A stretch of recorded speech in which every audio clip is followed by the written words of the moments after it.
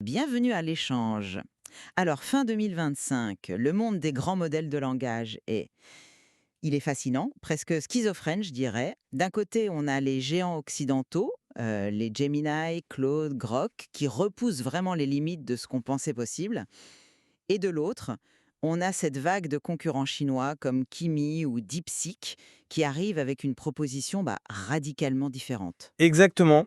Et ça nous amène à la question qui, je pense, va définir les prochaines années. Si on se base sur les analyses de marché, les rapports techniques qui sortent presque chaque semaine, où est-ce qu'elle se situe, la véritable innovation aujourd'hui?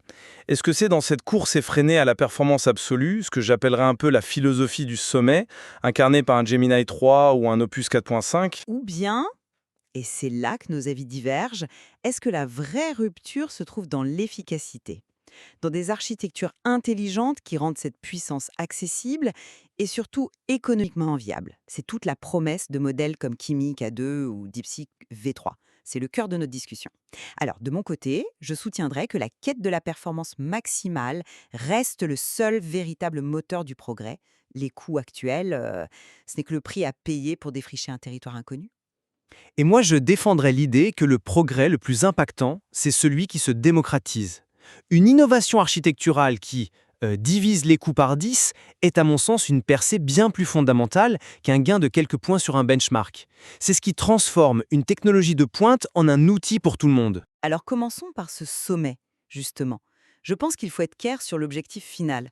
Le but, ce n'est pas de créer des chatbots un peu plus performants, c'est d'atteindre une intelligence artificielle capable de résoudre des problèmes qui aujourd'hui sont tout simplement hors de portée de l'esprit humain. Je parle de la fusion nucléaire, de la découverte de nouveaux médicaments, de la modélisation climatique. Pour ça, chaque dixième de point de QI, si je puis dire, compte. Les coûts, aussi astronomiques soient-ils, ne sont que l'investissement nécessaire pour construire les outils de la prochaine révolution scientifique. C'est un bel objectif, je suis d'accord, mais il paraît lointain. Qu'en est-il de l'ici et maintenant? Justement, les résultats sont déjà là. Les modèles occidentaux ne dominent pas seulement, ils créent de nouvelles catégories de performance. Prenez Grok 4.1. Il surpasse les humains sur Vending Bench, qui mesure la capacité à comprendre des manuels techniques complexes, et il établit un nouveau record sur Arc AGI V2, qui est un benchmark de raisonnement pur. Mais ce qui est encore plus intéressant, c'est que ces modèles de pointe développent des sortes de personnalités. Le rapport d'analyse du paysage mondial le montre très bien. Grok 4.1, avec son score Elo de 1586 sur EQBench, devient le spécialiste de l'interaction humaine. Il est presque empathique. Une intelligence émotionnelle qui se mesure donc. C'est un point. Absolument. Et de son côté, Claude Opus 4.5 est décrit comme l'état de l'art pour l'ingénierie logicielle. Il ne se contente pas d'écrire du code, il résout des problèmes jugés quasi impossibles pour les versions d'avant. On a tous en tête cet exemple frappant du billet d'Alion sur le benchmark T2, où il trouve une solution créative pas du tout évidente. C'est une capacité à penser hors des sentiers battus qui va bien au-delà de la simple complétion de code. Et puis il y a Gemini 3, qui est une bête à part. Son architecture nativement multimodale, sa capacité à ingérer des millions de jetons sans perdre le fil, c'est ça qui permet d'analyser une base de code entière ou des décennies de recherche médicale. Chaque modèle est un spécialiste de l'extrême. C'est ça, le progrès à la frontière. Je vois très bien le tableau et il est séduisant. Cette spécialisation au sommet, elle est bien réelle. Mais je pense qu'en se focalisant là-dessus, on manque le véritable tremblement de terre qui est en train de se produire juste en dessous. La plus grande innovation, la rupture la plus profonde, ce n'est pas d'obtenir 2% de performance en plus pour un coût 100 fois supérieur. C'est d'obtenir 98% de cette même performance pour une fraction du coût. C'est là que se situe le changement de paradigme. Mais est-ce que c'est vraiment 98%? L'écart n'est-il pas plus important sur les tâches qui comptent vraiment? De moins en moins. Et c'est un fait documenté. Le rapport iIndex de Stanford de 2025 est très clair là-dessus. Sur des benchmarks clés comme MMLU, qui mesure la connaissance générale, ou Math pour le raisonnement mathématique, l'écart est devenu négligeable. La discussion, ce n'est plus tant de savoir qui est le plus intelligent, mais qui offre le meilleur rapport intelligence-coût. Et la réponse, en fait, elle est architecturale. Les modèles chinois comme DeepSeek V3 ou Kimi K2 ne trichent pas. Ils sont simplement mieux conçu sur le plan de l'efficacité. Il s'appuie sur des innovations comme les architectures Mixture of Experts, ou MOI. Expliquez-nous un peu ce concept. L'idée d'une simplicité géniale.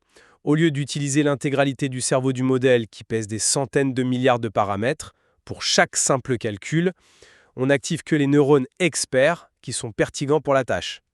C'est comme avoir une équipe de spécialistes sous la main au lieu d'un seul généraliste surchargé. Ça, combiné à d'autres optimisations, comme l'entraînement en précision réduite, en FP8, ça permet de diviser les coûts de calcul de manière spectaculaire. Le rapport technique de DeepSeek V3, franchement, il se lit comme un chef-d'œuvre d'ingénierie. Il détaille comment leur parallélisme dual pipe élimine presque toute la latence liée à la communication entre les processeurs. C'est brillant. Et l'impact économique concret alors? Il est massif.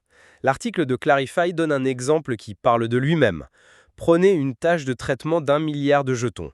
Avec les modèles occidentaux de pointe, la facture se situe entre, disons, 2500 et 15 000 $. Avec GLM 4.5 ou Kimi K2, on parle de 110 à 150 $. Ce n'est plus une optimisation, ça, c'est un changement d'ordre de grandeur. Et attention, ce n'est pas au détriment de la performance.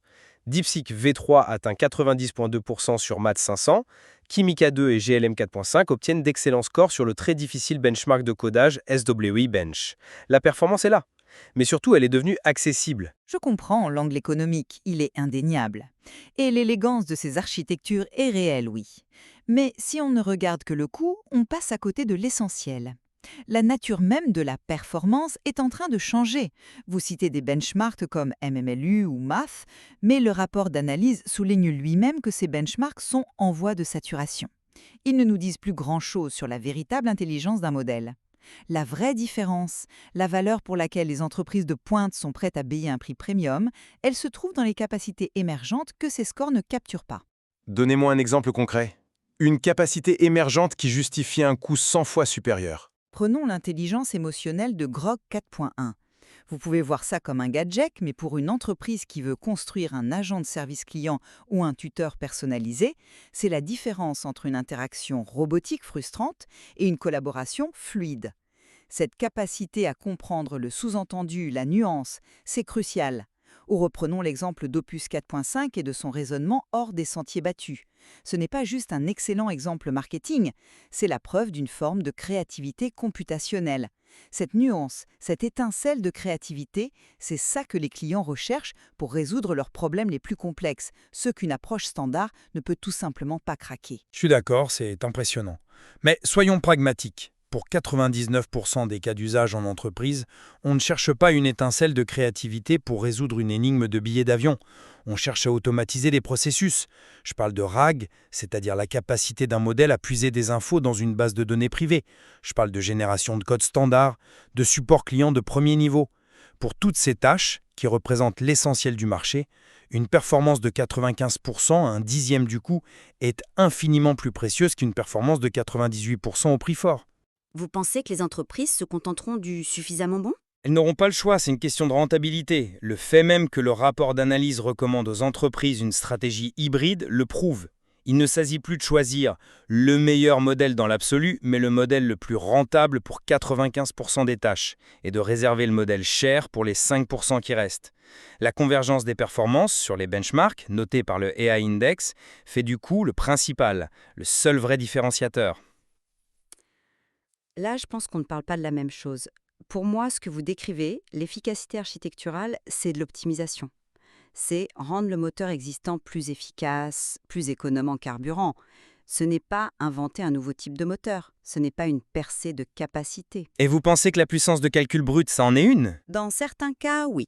Une architecture comme celle de Gemini 3, qui a été pensée dès le départ pour être nativement multimodale, qui tourne sur une infrastructure entièrement intégrée de puces Google et de frameworks JAX, ça permet une compréhension profonde des relations entre texte, images, son, vidéo.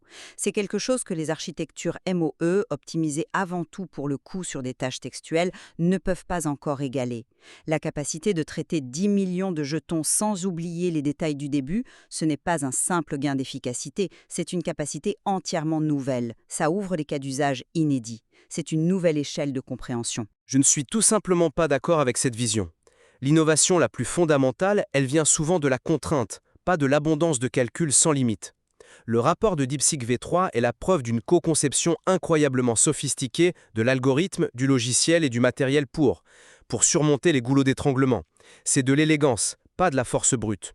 Le rapport d'analyse le dit lui-même, je cite, « L'avantage structurel de la Chine réside dans l'innovation architecturale née de la contrainte. C'est une approche plus durable, plus scalable. Brûler l'équivalent de la consommation électrique d'une petite ville pour gagner 1 point de performance, est-ce que c'est vraiment une stratégie viable à long terme ?» Mais est-ce que cette élégance architecturale n'est pas simplement un rattrapage? Ne sont-ils pas en train d'optimiser, de manière très intelligente, je vous l'accorde, des découvertes fondamentales qui ont été faites il y a 2 ans, avec des budgets colossaux qu'eux n'avaient pas? C'est une façon de voir les choses. L'autre, c'est de dire qu'ils ont trouvé une voie plus intelligente. L'histoire de la tech est remplie d'exemples où des solutions efficaces et moins chères ont fini par supplanter des solutions plus puissantes, mais trop complexes. Ce qui nous amène à la trajectoire future.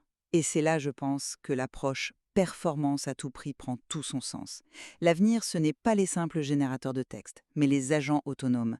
Des systèmes capables de comprendre un objectif complexe, de planifier une série d'actions et d'utiliser des outils pour y parvenir.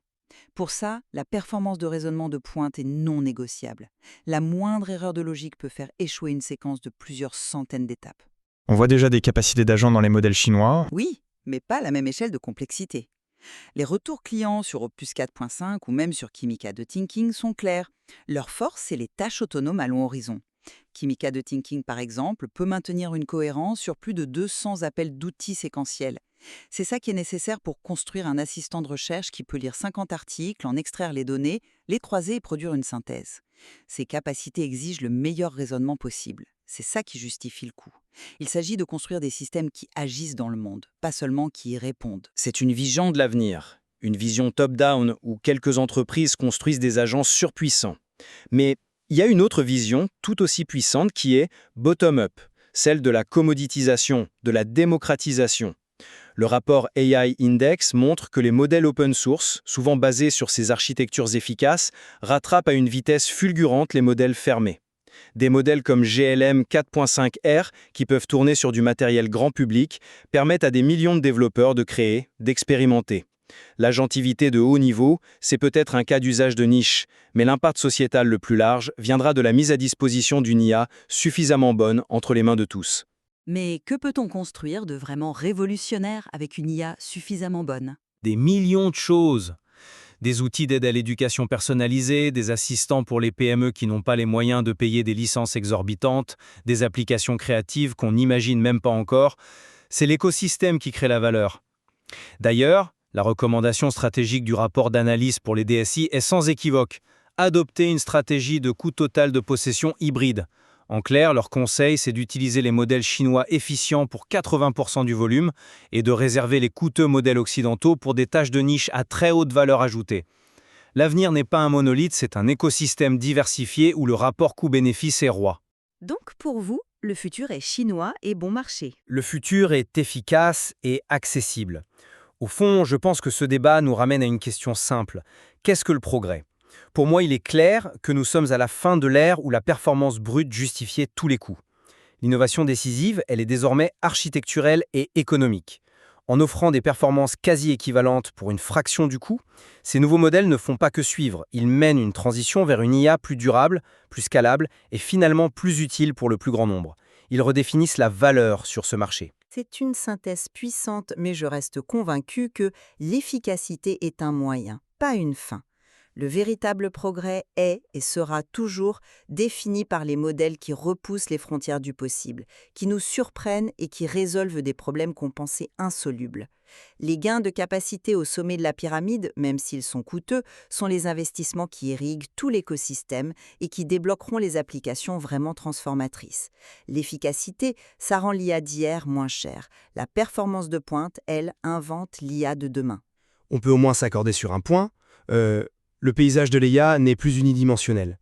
L'époque où on regardait un classement de benchmark pour savoir qui était le meilleur, elle est révolue. Absolument. La compétition ne se joue plus sur une seule échelle, mais sur un arbitrage complexe entre la capacité brute, l'élégance architecturale et la viabilité économique. Les documents qu'on a analysés aujourd'hui suggèrent clairement un futur où la stratégie la plus intelligente ne sera pas de choisir un seul roi de la colline, mais bien de composer un portefeuille d'outils spécialisés, adaptés à chaque tâche, à chaque budget et à chaque ambition. La question n'est plus quel est le meilleur modèle AI, mais quel est le bon modèle pour ce problème précis ici et maintenant.